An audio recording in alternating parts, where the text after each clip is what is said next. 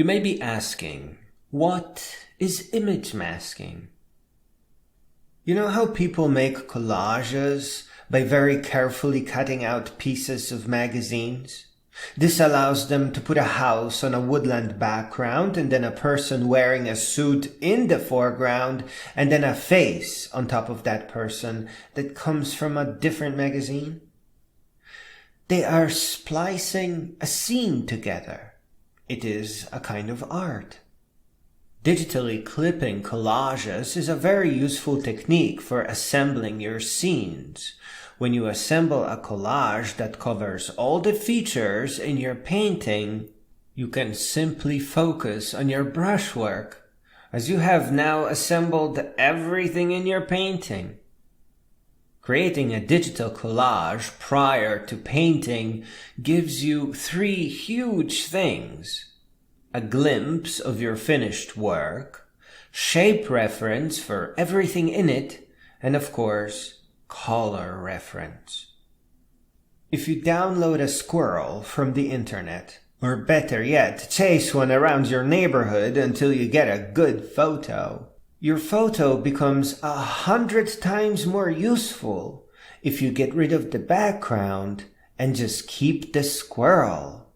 As a bonus, if you have a scurry of squirrels, you can easily arrange them together because they are cut out for you and the backgrounds don't get in the way to obscure everything. There are two ways to cut something out of a digital photo: using the Lasso Tool or by means of masking. If you chop something off with the Lasso Tool, it is gone forever. But with masking, it is just using black to hide something and white to keep it on the screen. So if you make a mistake and cut something off with black, just put some white in there to get it back. It's a non-destructive process. Search for GIMP Layer Mask Tutorial or Krita Transparency Mask Tutorial or whatever program you are using, and find a video, as it only takes a minute to learn when you can see it with your eyes. You usually have to add a mask or a layer mask or a transparency mask or layer, and then switch to it and pay attention that you are painting on the mask and not the image. As a huge bonus, you are not limited to sharp black or sharp white. You can also use gray to feather the edges. This can be very useful for fluffy, puffy tails, for example.